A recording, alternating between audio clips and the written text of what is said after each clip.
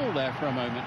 Well, he looks good, Theo Hernandez. He looks sharp, bursting out of the left-back position, not afraid to go forward. Ibanez knew exactly what he was doing.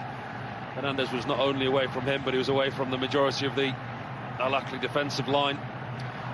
Look, the only way to stop Hernandez was to foul him there. It was a brilliant run from the Frenchman. You could see if he got past Ibanez, he was away. There were 3 on 1 if he got past Ibanez. That was a foul that Ibanez had to make. No more obvious foul than that.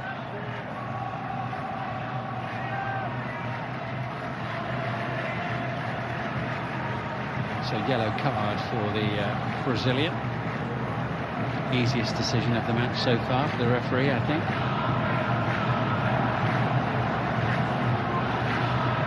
But Hernandez is really making his mark on this big match here on the 3rd match week of the new season. I think it's going to be a really clever signing for them. I think the balance that he'll give him on the left-hand side, the relationship that he's already striking up with the captain, Salim Al-Dawsari. We know how important that Al-Dawsari is, even at 34 years old. The one club man, apart from a loan a long time ago to Villarreal in Spain. 15 assists and 15 goals last season for the captain. Such an important part of this team. If him and Hernandez can strike up a relationship.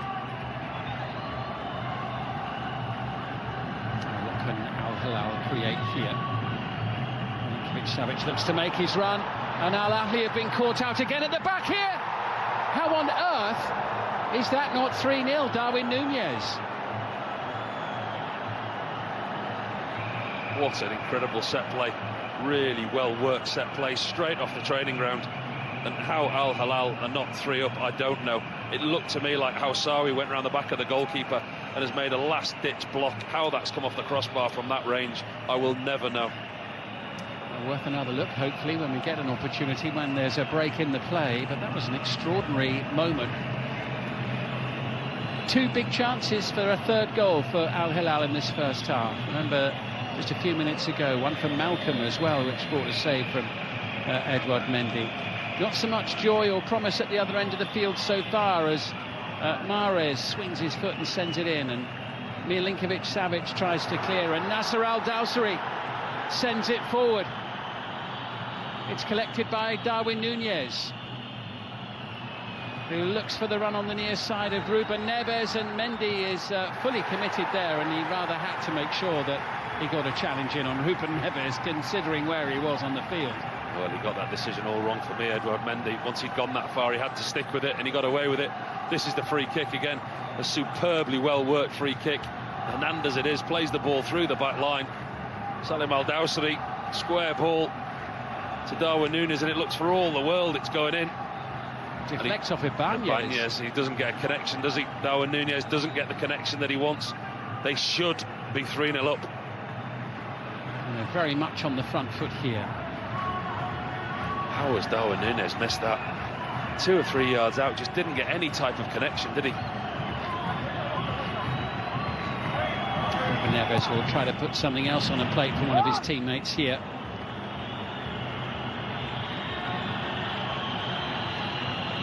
Well, at the moment, with a little over 5 minutes remaining in the first half, Al-Hilal at this stage in complete control of this match. But of course, one goal could change the feeling, and Ivan Toney sends it forward, and Gonçalves can't bring it under control. Flags up on the far side anyway. Defensively, Al-Ahli are really struggling at the moment. The 2 fullbacks getting very, very exposed. Al-Dawsari and Malcolm, and then to add to that, Theo Hernandez joining in. See the offside decision here. Would have been close. Had anything come of that, we know there would have been a review. And here come Al-Hilal once more. Salim Al-Dawsari, support arriving. It's Malcolm, and now it's 3. It had been coming. What a first half for Inzaghi's team.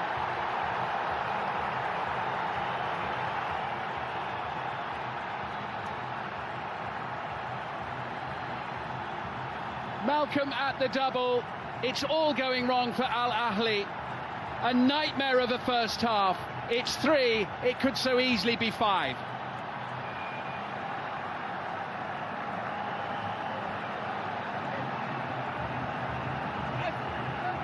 Excellent once again, but so simple for Al-Hilal.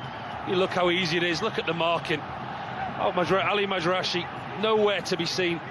That's where they want the free kick. That's why the Al-Ahli players are surrounding the referee.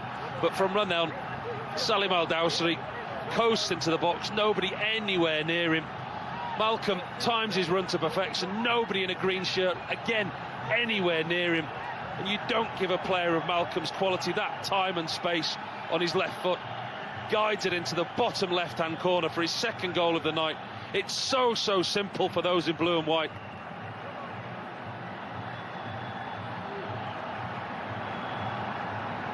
Well, he scored 2 of the 3 goals and set up the other one. What an evening he's having, Malcolm, the Brazilian, for Al-Hilal. Well, it's been a whirlwind first half demolition.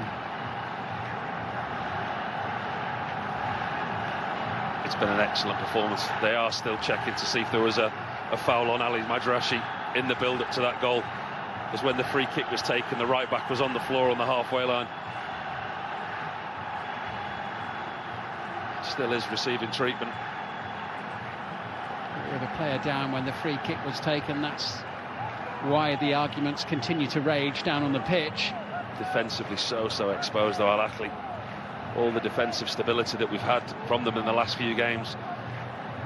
Clean sheet last time out at Etifak. Clean sheet at home to newly promoted Neom on the first game of the season. All that, they've been picked open at will and at ease by Al-Hilal. Not by anything particularly special, by simple, quick flowing movement back to front. Turnover possession, Al-Ahli committing too many bodies forward. Al-Hilal 1-2 passes, very direct, very quick. Here you see again, ball over the top. And it's not until the free kick's taken, actually, that it goes down. That's potentially significant, isn't it? He was up on his feet when the kick was taken. He was up on his feet when the kick was taken, probably knew how far out of position he was, and then went to ground, hoping.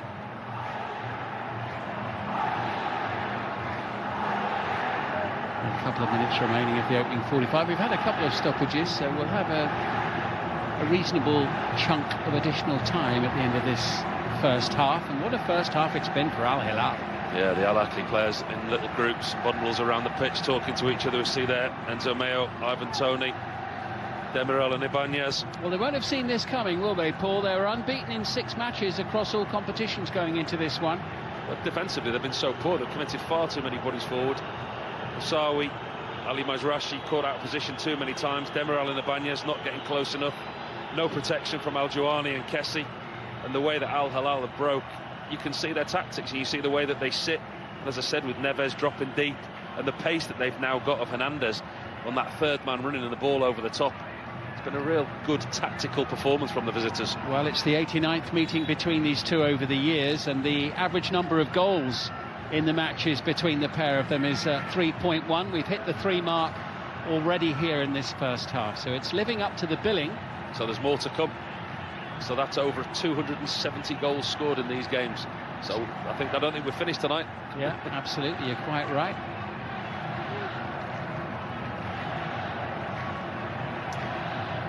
They're going to need to find some answers, and they're going to need to find some answers quickly. It's going to be an interesting team talk at half-time for Mateusz Jaisler. Defensively, they obviously can't afford to concede anymore, but offensively, other than set plays, they've offered nothing. And Ibanez, off the top of the bar. Goodness me, hit that well. You would think